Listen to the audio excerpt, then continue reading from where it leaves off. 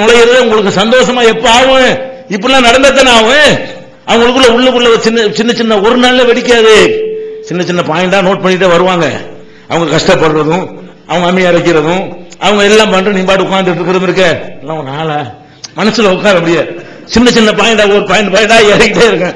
எல்லாம் சேர்ந்து ஒரு நாளைக்கு என்ன செய்யறேன் வெடிச்சு போயிடும். அப்ப அது மாதிரி வராம நீங்க ஹெல்ப் பண்ணி என்ன செய்யணும், நல்ல பிளஸ் மார்க் ஏற்றிக்கிட்டே வரணும். நல்லா அதுதான் வரு அப்படிங்கிற மாதிரி பாயிண்ட் போய் ஏறிட்டு வந்து சொன்னா அப்ப என்ன ஆயிரு, எந்த பஞ்சாயத்து வர்றதுக்கு வழியே இருக்காது. இப்படி எல்லாம் ரசூல் ஸல்லல்லாஹு அலைஹி வஸல்லம் இப்படி பண்றாங்க. அதே மாதிரி பாருங்க எப்படிலாம் இணக்கத்தை காட்டுறாங்கன்னு சொல்லி. பெருநாள் தினம், பெருநாள் தினத்துல மஸ்ஜித் நபவி பள்ளிவாசல் இருக்கு இல்லையா, அது வந்து ஒரு கடல் மாதிரி இடம். மஸ்ஜித் நபவிங்கிற அந்த பள்ளிவாசல் வந்து நம்ம பள்ளிவாசல் மாதிரிலாம் கிடையாது. ரசூல் ஸல்லல்லாஹு அலைஹி வஸல்லம் காலத்துல இது மாதிரி ஒரு 1000 மடங்கு இருக்கும். அவ்வளவு பெருமாண்ட இப்ப நம்ம இருக்கிற இடம் மாதிரி 1000 மடங்கு விட பெரிய இடத்தை தான் மஸ்ஜித் நபவியா வச்சிருந்தாங்க. அதுல ஒரு பகுதியில் பள்ளி இருக்கும், ஒரு பகுதியில் வெளிப்பள்ளி மக்கள் எல்லாம் போய் தங்குறதுக்கு ஒரு 70 சகாபாக்கள் அங்க தங்கி கிடந்தாங்கன்னா பாருங்களேன் எவ்வளவு பெரிய இடம். இங்க 70 பேர் தங்க முடியுமா இங்கெல்லாம்? அப்ப 70 பேர் தனியா தங்கிக் கொள்வார்கள். அது போக தொழுகை நடக்கும், ஜக்காத்துடைய ஒட்டகத்தை ஒரு கட்டுவாங்க. அதுக்குள்ளதான் அந்த பள்ளிவாசலுக்கு சொந்தமான திடல்ல தான் என்ன செய்வாங்க, ஜக்காத்து ஒட்டகத்தை எல்லாம் கட்டி வைக்குவாங்க. இப்படி அங்கதான் வீர விளையாட்டு பயிற்சி நடக்கும். போருக்கு பயிற்சி இருக்குல்ல, போர் பயிற்சி அங்க நடக்கும். பள்ளிவாசல் என்ன செய்வாங்க, ஈட்டி எறிகிறது. போர் நாட்டு காலத்துல தானே விமானப்படை வச்சு ஒத்தியா பண்ண போறாங்க. சும்மா ஈட்டி எப்படி எறிகிறது, அம்பு எறிகிறது, வாள் எப்படி சண்டை போடுறது, இது மாதிரியான விஷயங்கள் அங்க நடக்கும். அப்ப இந்த மாதிரி பெருநாள் அன்னைக்கு என்ன செய்யறாங்கன்னு கேட்டா, அபிசீனிய சூடான் வீரர்கள் அவங்க பயிற்சி எடுத்துட்டு இருக்காங்க. பள்ளிவாச வளாகத்துல வந்து என்ன செய்யறாங்க, பயிற்சி எடுத்து ஈட்டி எடுத்து குறிபார்த்து அடிக்கிறது, ஒருத்தர் மோதி கொள்வது, இந்த மாதிரி வீர விளையாட்டு நடந்து கொண்டிருக்கிறது. அப்ப ரசூல் ஸல்லல்லாஹு அலைஹி வஸல்லம் மேற்பார்வை பாக்குறாங்க. ஒழுங்கா அவங்க தளபதியா இருக்கிறாங்களா, அதெல்லாம் இந்த மாதிரி பயிற்சிகள்லாம் ஒரு ராணுவங்கிற அடிப்படையில் தேவை. அந்த மாதிரியான வீர பயிற்சி நடந்து கொண்டிருக்கும் பொழுது ஆயிஷா நாயகி வர்றாங்க. இதெல்லாம் பக்கத்துல தானே வீடு, பள்ளிவாசல் எல்லாம் ஒண்ணு தானே. வந்தவன் ரசூல் ஸல்லல்லாஹு அலைஹி வஸல்லம் செய்யறாங்க, இங்க வா நீ பாக்குறியான்னு கேட்கறாங்க. இந்த பயிற்சி எடுக்கிறது நீ பார்க்கணுமா? ஆமாண்ட உடனே அவங்கள வர சொல்லி இந்த தோளுக்கு மேல அவங்க தலையத்துக்கு வச்சு நல்லா பாரு. ஆயிஷா நாயகி சொல்றாங்க, அவ என்னுடைய கண்ணமும் அவங்க கண்ணமும் ஒட்டி கொண்டிருக்கிற வகையில அதை நான் பார்த்து கொண்டிருந்தேன். பார்த்து கொண்டே இருந்து எனக்கே ஒரு போர் அடிச்சு, அவங்க பொம்பளை போர் அடிச்சு போயிடும். சீரியல் தான் போர் அடிக்காம இருக்குமே தவிர இந்த மாதிரியான விளையாட்டுகள்லாம் போர் அடிச்சு போயிடும். வீர விளையாட்டுகள் ரொம்ப நேரம் நம்ம பார்த்துட்டு இருக்கணும்ல, இப்படி பார்க்க மாட்டாங்க அவங்க. இந்த மாதிரி வீரகரமான விளையாட்டுகள்லாம் ஒரு 5 நிமிஷம் இப்படி மேம்போக்க பார்ப்பாங்களே தவிர ஆம்பளை பார்க்கிற மாதிரி என்ன செய்ய மாட்டாங்க. அதுல வித்தியாசமா இருக்காங்க அவங்க. அவங்களோட ரசனையே வேறையா இருக்கு பாத்தீங்களா.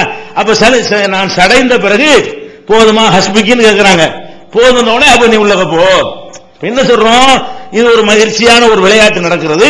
அதை பார்க்கறதுக்கு என்ன செய்யறாங்க, கணவர் போய் பார்த்துட்டு இருக்கிறாரு, நானும் வந்து பார்க்க விரும்புறேன் அப்படின்னு சொல்வார்களே. ஆனால் அப்படி சேர்ந்து என்ன செய்யலாம், பார்க்கலாம். பொது இடத்துல உன்ன ஒட்டிக்கிட்டு உட்கார்றது தப்பு மாதிரி நினைக்கிறாங்க. இது வந்து கண்ணத்துல விளையாட்டு நடந்துகிட்டு இருக்குது. ரசூல் ஸல்லல்லாஹு அலைஹி வஸல்லம் இங்க நிக்கிறாங்க, அவங்க வந்து தோல்ல வந்து தலையை வைக்கிறாங்க, அவங்க கண்ணம் இவங்க கண்ணம் ஒட்டிக்கிட்டு இருக்கிறது.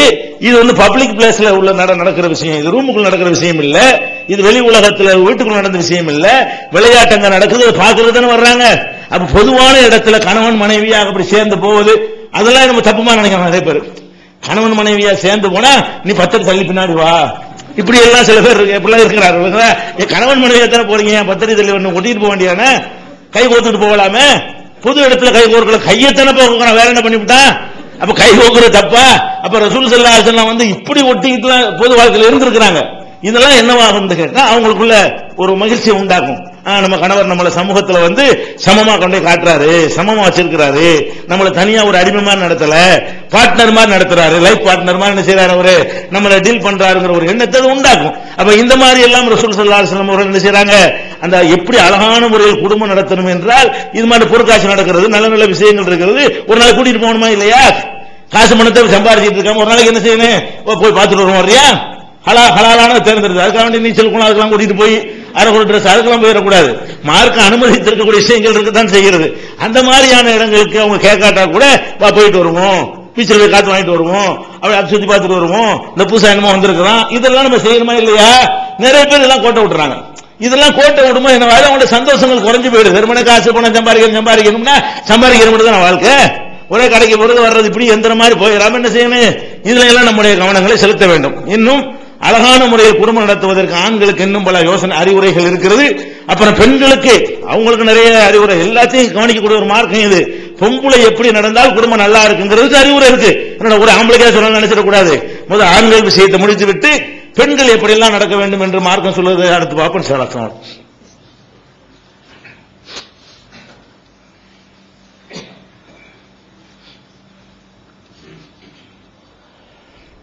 அன்பிற்குரிய சகோதரர்களே, கடந்த சில நாட்களுக்கு முன்னால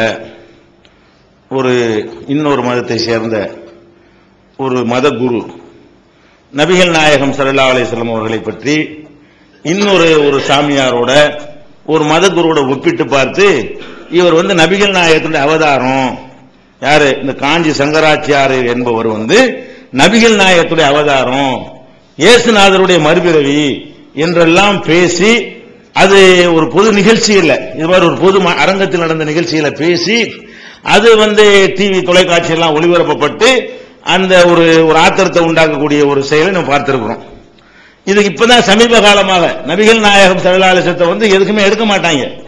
எந்த பாட்டு எழுதினாலும் சரி, முஸ்லிம்கள் ரசூலுல்லாஹ் பேசுறத ஒத்துக்கிற மாட்டாங்கிறதுனாலதான் பாட்டு எழுதும்போது என்ன செய்வான், புத்தன் இயேசு காந்தி பிறந்தன்றுவாங்க, நபியை சொல்ல மாட்டாங்க. ஏன் இது ஏன் அதுல எங்க இருக்கிற நம்ம கேட்டுருவோம்.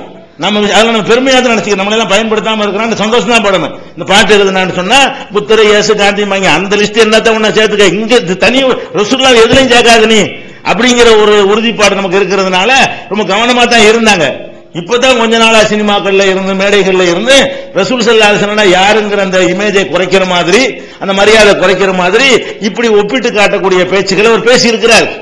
ஏற்கனவே அவர் என்னமோ தௌஹீது பக்கா தௌஹீது குல்ஹுல்லாஹ் சூராக்கெல்லாம் தஃப்சீர் பண்ணுவார். அவர் மேடை போட்டு என்ன செய்வார், மதுரை ஆதீனங்கிறவர் குல்ஹுல்லாஹ் அஹதுன்னு அரபியில சொல்லி என்ன செய்வார், அர்த்தம்லாம் செய்வார். அதெல்லாம் நாடகம் இப்ப விளங்கி போச்சு. அவர் உள்ளுக்குள்ள எல்லாம் மதமாற்ற தடை சட்டம் கொண்டு வரணும் அப்படி இப்படிலாம் என்ன நிறைய பேசியிருக்கிறார் அந்த கூட்டத்தில். இப்ப நம்ம என்ன பேச்சு, இந்த மதமாற்ற டாபிக் எல்லாம் பெரிய விஷயம் இல்ல.